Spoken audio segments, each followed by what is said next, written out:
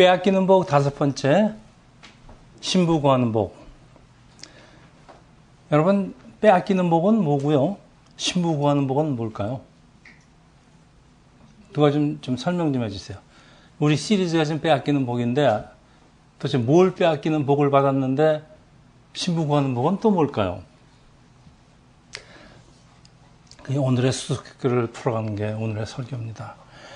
빼앗기는 복은 이삭이 소년 시절에 목숨을 빼앗기는 시험을 통과한 그 복으로 그 다음부터는 이삭의 삶이 아주 쉽게 풀립니다. 그 중에 오늘 첫 번째로 나오는 게 신부 구하는 일이 그렇게 쉬울 수가 없어요. 자, 최근 세상교회에 신부 구하는 일에 성공하신 몇 분의 청년들이 있죠. 그 과정이 어땠습니까? 그렇게 애간장 태우면서 구한 것 같진 않아요, 비교적. 네. 근데 신부를 어디서 구했어요? 네, 교회에서 구했어요. 그러면은 교회는 신부를 구하는 장소라는 얘기입니까?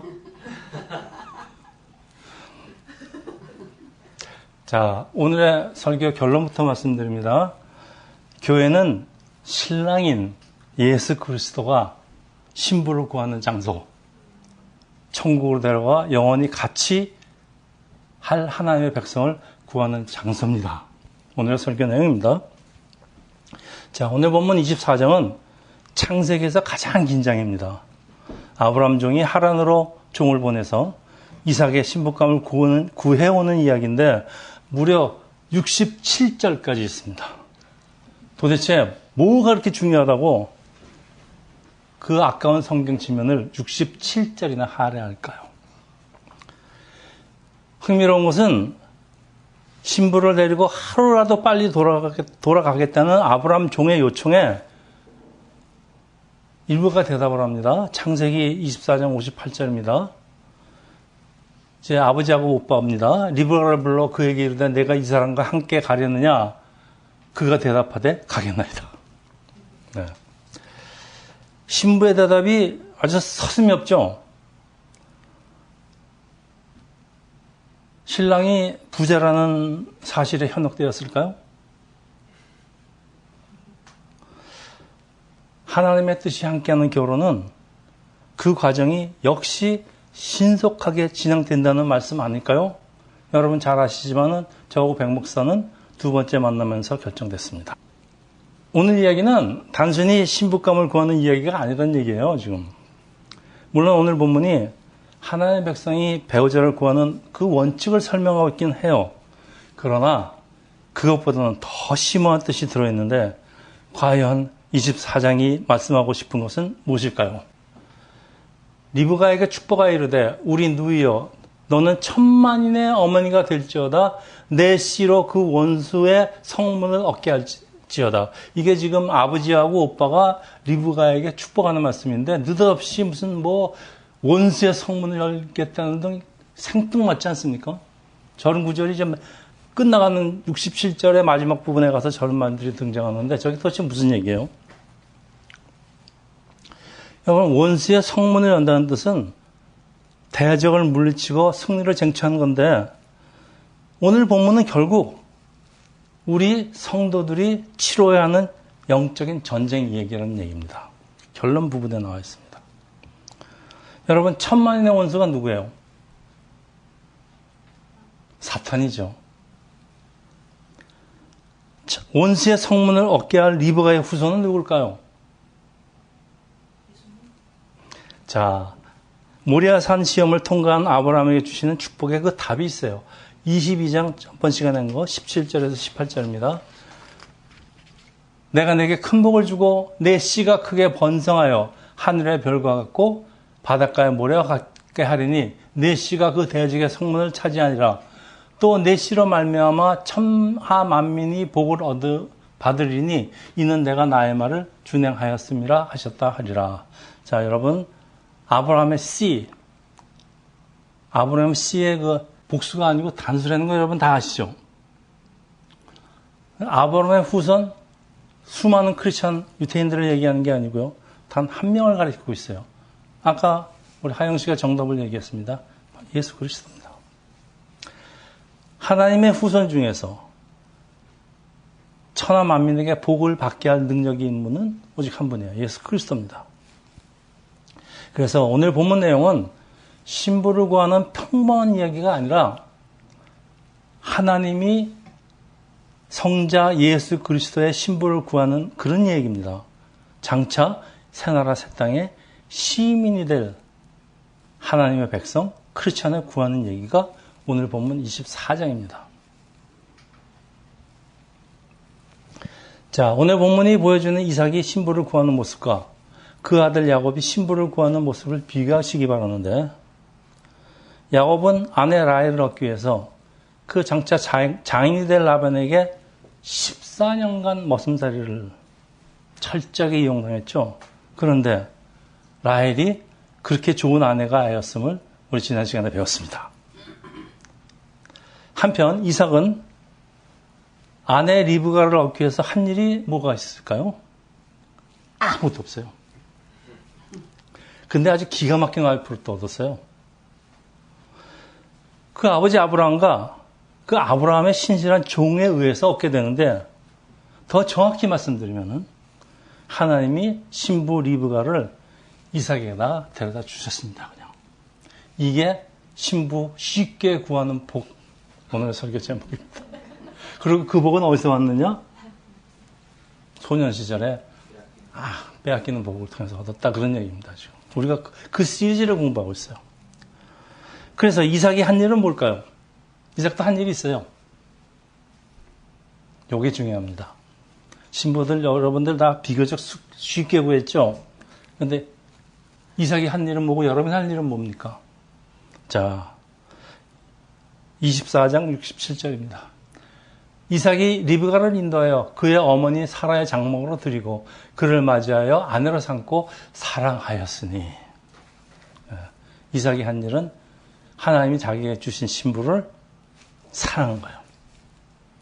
그러니까 여러분, 이 오늘의 신랑들이 할 일들은 뭔가 하면 여러분 신부를 사랑하는 일입니다. 자, 이삭은 아주 쉽게 신부를 얻었고 야곱은 아주 힘들게 처절하게 얻었는데, 여러분 보세요. 이 이삭의 아내 리브가는 라반의 여동생이에요. 그리고 야곱의 아내가 될 라헬은 라반의 딸이에요. 같은 집안입니다. 지금 부대열 집안에서 왔는데 같은 집안에서 신부를 얻어왔는데 둘 다 그 과정이 왜 이렇게 달라요?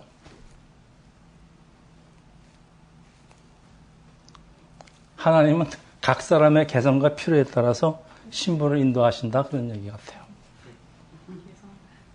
네, 이삭이 받은 복이 참 쉽게 얻었습니다.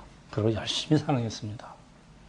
여러분의 아내를 쉽게 얻었으면 열심히 사랑하세요. 자, 이렇게 달라요, 두 사람이. 신부를 얻는 과정이. 그래도 공통점이 있어요. 여러분 뭔지 아세요? 이 두 결혼의 공통점. 모두 우물가에서 신부를 구했다는 사실. 네, 오늘의 설교 제목이 우물가입니다. 그래서 우물은 신랑이 신부를 만나는 곳이에요. 근데 영적으로는 더 깊은 뜻이 있어요. 자, 우리 지난 시간 22장에서 오늘은 24장인데 그 중간 23장에 무엇이 나와 있는가 하면 사라가 죽습니다. 127세. 그리고 이때 아브라함 나이는 137세. 그리고 나서 아브라함은 38년을 더 살고 175에 죽는데 137세에서 와이프가 죽으니까 장가도 새로 가고 아들도 새로. 사라가 죽을 때 이삭의 나이는 37세입니다. 그리고 이삭은 3년 후 40세에 리브가와 결혼해서 무려 20년을 기다리는 60세에 야곱을 낳습니다. 여러분, 성경에는 안 나와 있는데 성경에 나오는 그 연대를 계산해 보면요, 아브라함은 아들 이삭과 75년을 같이 살았어요. 손자 야곱과는 15년을 같이 살았습니다. 그러니까 아브라함은 아들과 손자를 데리고 한 장막에서 동거하면서 같이 삶을 살았는데 아들과 손자가 뭘 지켜봤을까요? 아브라함의 신앙의 여정을 지켜봤습니다. 배운 게 있을 겁니다. 근데 야곱은 좀 일찍 도망갔죠. 집에서. 네. 자, 이제 사라가 죽었어요.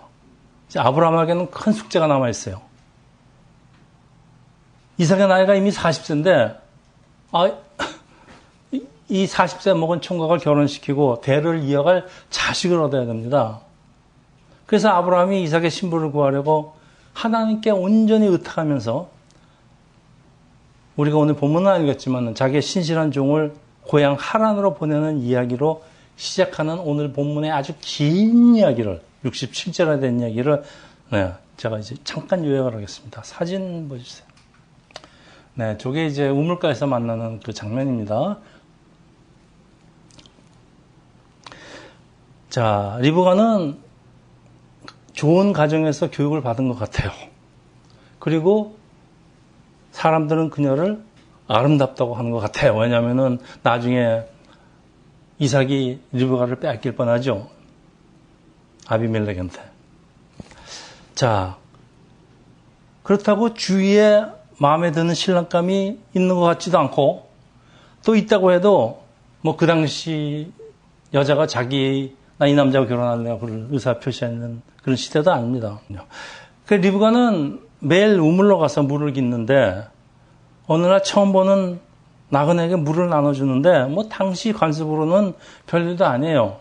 그런데 자기도 왜 그랬는지 모르겠지만은 그 나그네가 타고 온 낙타에게까지 물을 준 건 과잉친절해요. 왜 그랬는지 자기도 몰라요. 그랬는데 그게 바로 하나님이 원하시는 신부감을 구하는 아브라함 종의 기도 응답이라는 사실을 알 리가 없습니다. 종이 그렇게 기도했습니다. 자기 낙타한테까지 물을 주는 사람이 신부감이다.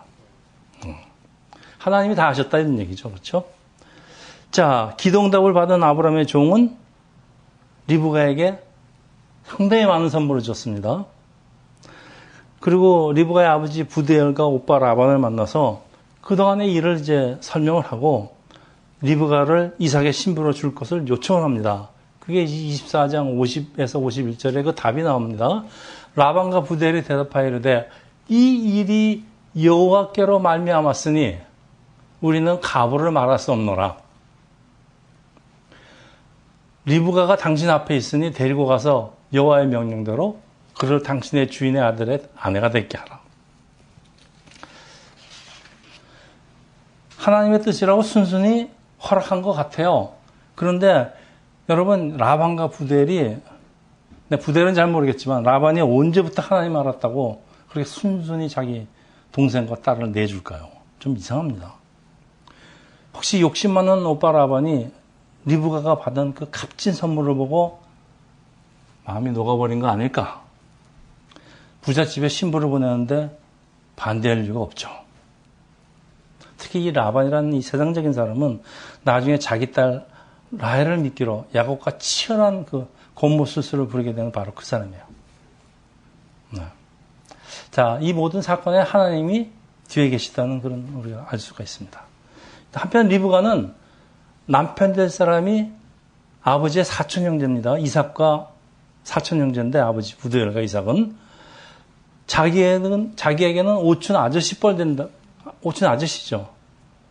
근데 이 아브라함 종이 신부를 데리고 하루라도 빨리 돌아가겠다 그러니까 가족들은 그래도 그럴 수가 있느냐, 며칠 더 있다 가라, 열흘은 더 있다 가야 되지 않겠느냐는 그 종의 요청에 리브가는 자기 의사를 아주 솔직하게 발표를 합니다.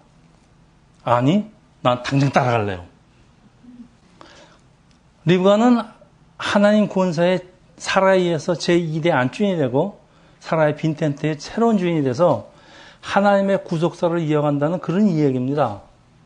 그런데 아브라함이 어떻게 하나님의 뜻을 따르며 며느리를 구하는가, 그리고 아브라함의 신실한 종은 어떻게 어려운 과제를 완수하는가 하는 과정들을 67절에 자세히 보여주고 있습니다. 그래서 오늘 본문은 자녀의 결혼을 앞두고 있는 부모에게 주은 교훈이다. 그래서 자녀자의 배우자를 선택하는 그 몇 가지 점을 분명히 하고 있다. 설교의 주제들이 다 결혼에 맞춰 있습니다. 자녀의 배우자는 어떻게 구해야 된다. 그게 설교 내용인데 저도 잠시 얘기를 하겠습니다. 첫째, 이삭은 언약의 자손으로 언약의 장소 가나안에서 살아야 되는데 이삭이 가나안 처녀와 결혼하면은 여러분 우상숭배와 타락한 종교에 빠질 우려가 있기 때문에 하나님의 약속을 이어갈 신부감을 자기 고향에서 구하는 겁니다. 그래서 동족 중에서 배우자를 찾는 이런 것이 이스라엘의 전통으로 쭉 지켜지게 됩니다. 여러분 이게 무슨 말일까요? 요즘 말로 하면은 배우자는 교회에서 구해야 된다 그런 얘기입니다. 그래서 교회는 배우자를 구하는 것입니다. 맞습니다. 둘째, 그럼 왜 신랑을 직접 보내면 될 거 아닙니까? 종을 보내요. 그 이유가 이삭이 혹시 하란을 방문했다가 혹시라도 자기 할아버지처럼 할아버지 데라처럼 하나의 명령에 따라서 갈대 우르를 떠났다가 하란이 풍요함에 붙잡힌 자기 할아버지 데라처럼 되는 건 그런 위험을 방지하겠다. 그래서 아브라함이 모든 위험 요소를 미리미리 제거하면서 모든 과정을 하나님께 의지하는 모습을 보여줍니다. 이삭이 한 일은 아무것도 없어요. 자, 이건 오늘날에 어디에 해당될까요?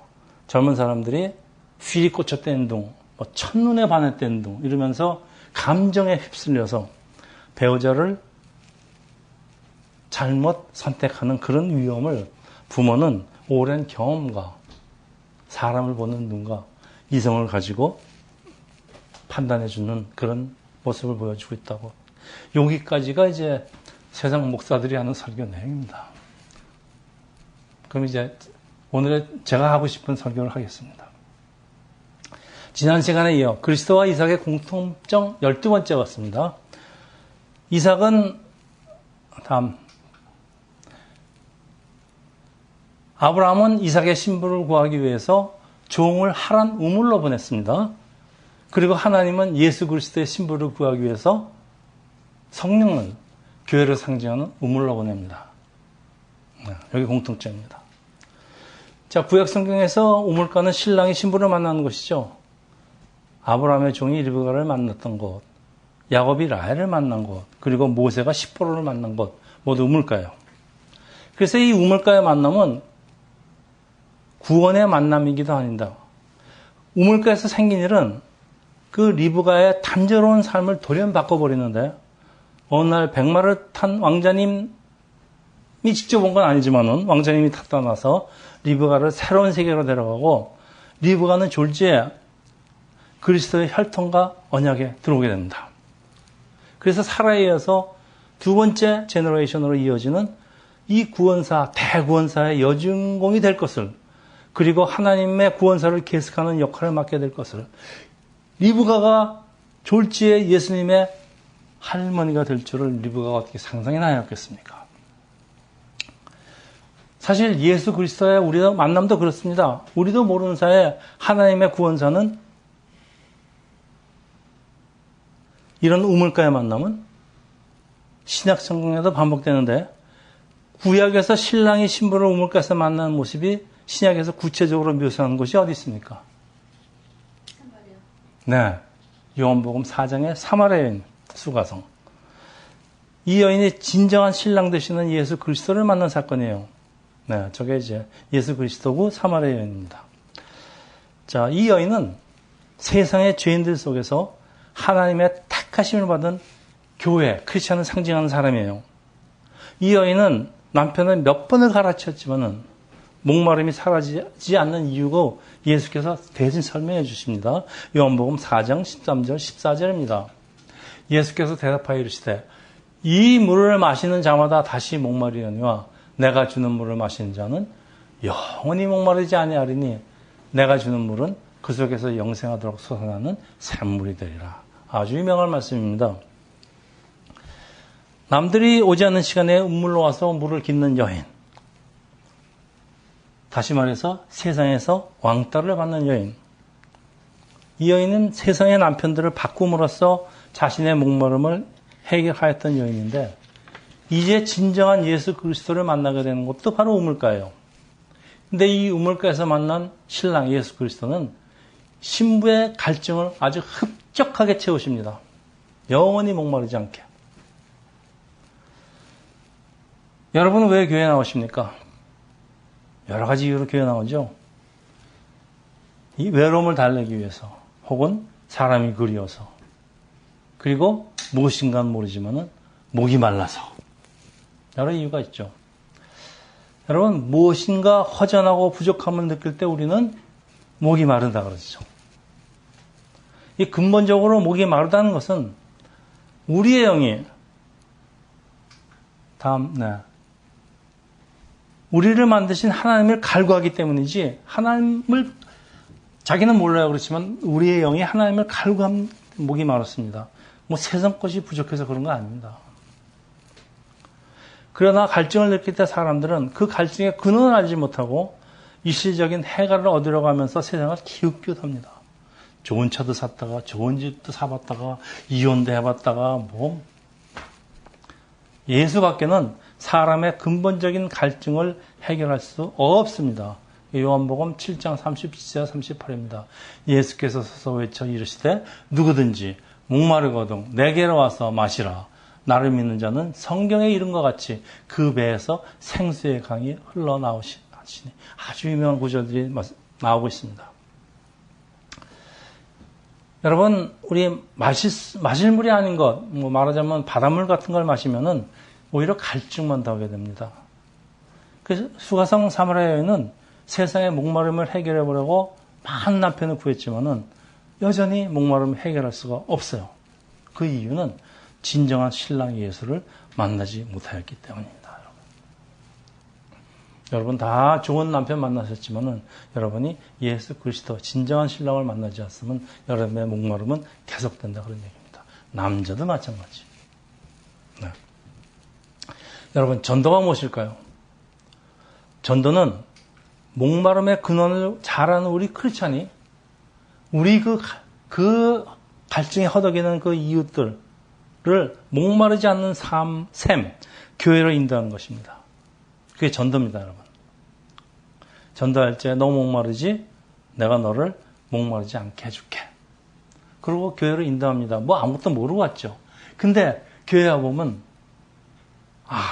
교회는 신랑 되신 예수가 다 기다리고 있다가 우리를 신부로 싹 만들어서 우리가 살던 집을 떠나서 신랑이 사는 약속의 땅으로 가게 되는 것이 이게 바로 구원입니다. 교회 올 때 뭐 알고 오셨습니까? 여러분이 교회 와서 예수님한테 잡히는 것이 바로 구원입니다. 그래서 공통점 13번째입니다. 창세기 24장 22절이에요.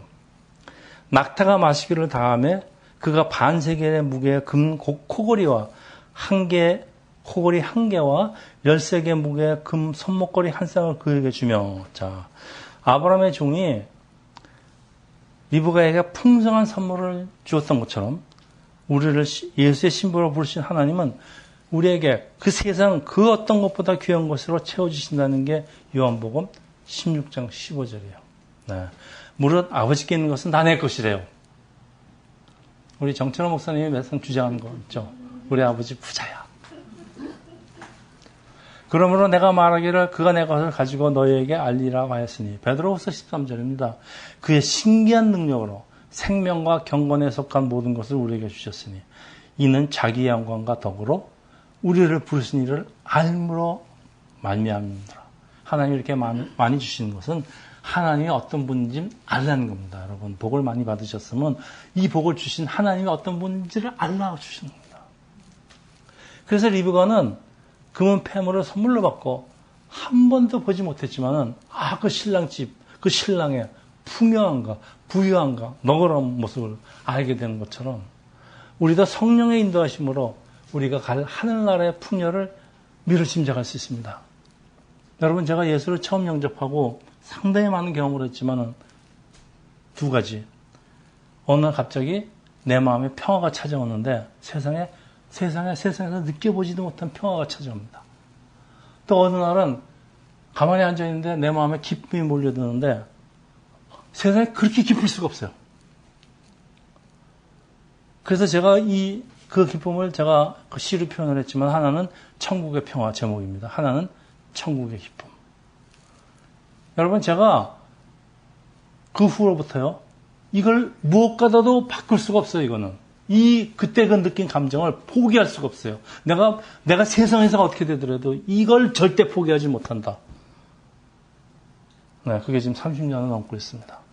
자, 여러분, 절대 포기하지 못합니다. 자, 아브라함이 종을 보내서 아들의 신부를 불러오는 모습은 마치 성부 하나님이 성자 예수 그리스도의 신부인 교회를 부르시기 위해서 보혜사 성령의 역사로 예수 그리스도의 신부가 되는 우리 성도들의 구원 얘기를 지금 힌트하고 있습니다. 오늘 본문이 보여주는 게 바로 이겁니다, 여러분. 오늘 본문은 하나님이 누군지도 모르고 죄가 뭔지도 모르고 구원이 무엇인지 전혀 알지 못하던 사람들에게 찾아가서 당신의 신부로 삼은 구원의 이야기입니다. 그래서 이걸 혼인잔치 그림으로 그려져 있습니다. 그래서 성경에는 혼인잔치가 계속 등장하는 게 이게 바로 혼인잔치가 예수의 신부가 돼서 우리의 구원이 이루어진다는 그 구원을 얘기하고 있습니다. 성경이 하나같이 주장하고 있는 것이 이 혼인잔치입니다. 그래서 하나님이 아들 예수 그리스도의 신부를 구하는 것이 바로 교회입니다. 그리고 교회는 우물을 상징합니다. 그래서 혼인잔치 그림이 성경 곳곳에 등장하는 이유입니다. 성경 곳곳에 우물이 등장하는 이유입니다. 마태복음 25장 1절입니다. 그때 천국은 마치 등을 들고 신랑을 맞으러 나간 열처녀와 같다리라. 여러분, 열처녀는 잘 아시죠? 5명은 기름을 준비했고 5명은 기름을 준비 못했습니다. 그것이 이들의 인생이 갈립니다. 예레미야 3장 14절입니다. 여호와의 말씀이니라. 배역한 자식들아 돌아오라. 나는 너희의 남편이라 그랬습니다. 하나님이. 내가 너희를 성읍에서 하나와 족속 중에서 둘을 택하여 너희를 시온으로 데려오겠고. 네. 하나님 신부 우리 모든 사람을 택하는 게 아닙니다. 하나님이 구원할 자를 택하셔서 데려가는 게 바로 구원입니다. 자, 이제 말씀을 좀 정리하게 마치겠습니다. 사람들이 우물가로 가는 이유는 사람과 가축이 살아가기 위한 원천에 물이 있기 때문이고, 그래서 우물은 우리 목마른 인생들이 물을 구하는 곳이기도 합니다. 그러나 전부 다 자신의 목마름을 채우러 갔을 뿐 우물에서 아무나 신랑과의 만남을 기대하고 온 사람이 없어요. 신부가 신랑을 구하러 우물로 오지 않습니다. 요즘 신부들은 좋은 남편 구하려고 우물로 오기도 한다. 아주 잘하는 겁니다. 그런데 우물가의 만남을 통해서 역사는 이루어지죠. 아브라함의 종처럼 신랑은 신부를 잡으려고 우물가에 나와 기다리고 있다가 신부를 콱 잡아버립니다. 여기 구원입니다. 여기 중요한 사실이 있어요. 우물은 교회를 상징합니다. 우물물은 생수인 예수를 상징합니다. 그러니까 우물은 3단 논법에 의해서 구원을 상징하지만은 우물에는 당연히 물이 있어야지 우물입니다. 물이 있습니다. 근데 마실 만한 물이 없다면은 그건 진정한 우물이 아니고, 따라서 모든 우물의 물이 생수는 아닙니다. 여러분 지금 중국이나 한국이나 일본에서 요즘 엄청난 장마로 온 세상이 물에 잠겨 있습니다. 근데 사람들이 물이 없어서요. 먹을 물이 없어서. 물은 넘쳐요. 먹을 물은 없어요. 여러분, 이게 오늘날의 교회입니다. 여러분. 얼마나 말씀이 넘쳐납니까? 물이 넘쳐도 마실 만한 생수가 많지 않습니다. 생수는 예수의 배에서 흘러나오는 진리의 말씀입니다. 여러분, 예수의 배에서 흘러나오는 진리의 말씀. 진리의 말씀은 성경에 있습니다. 여러분. 그래서 교회라는 이름은 가지고 있지만은 그곳에 진리의 말씀이 선포되고 있지 않다면 이거 진정한 교회라고 할 수 없어요. 진정한 우물이라고 할 수 없습니다. 이 선포되는 말씀이 세상적인 것, 세상적으로 복받는 것, 이런 걸로 가득 채워져 있다면, 다시 말해서 영의 양식으로는 도저히 먹을 수 없는 것으로 채워져 있다면 사람들은 매일 주일날 나와서 세상 문화로 오염된 구정물, 흙탕물을 먹고 있을 겁니다. 여러분, 이거 계속 마시면 어떻게 되겠습니까? 여러분의 영은 죽습니다. 비록 우물처럼 보이지만 그곳에 진정한 생수이신 예수가 없다면 우리가 마실 물은 없는 거예요. 교회에서 예수를 가르치지 않으면 마실 물을 못 먹는 겁니다. 그 어떤 우물의 주인들은 교육자들이죠. 우리에게 아첨도 합니다. 협박도 합니다. 또 거짓도 가르칩니다. 그리고 이것만이 생수라고. 이게 바로 이단이죠. 네. 자, 여러분, 생수를 감별하는 건 이건 각 사람의 몫이에요, 여러분. 성경 말씀을 올바르게 배우고 따르는 것도 순전히 각 사람의 몫입니다. 누가 여러분을 위해서 해주질 않아요. 신랑 되시는 예수를 따르지 세상의 구정물을 쫓을지 결정하는 건 역시 각 사람 몫이에요. 네. 여러분, 이 구별하는 능력을 갖기 위해서 제가 성경을 그렇게 공부하라고 제가 말씀드리는 겁니다. 생수인 예수를 구별해내라는 겁니다. 생수와 구정물을 구별하는 책임은 여러분한테 있기 때문에 여러분 이 능력을 기르라는 겁니다. 그 방법은 하나밖에 없어요. 말씀 공부하는 거. 자, 이제 마지막으로 창세기 24장 58절입니다.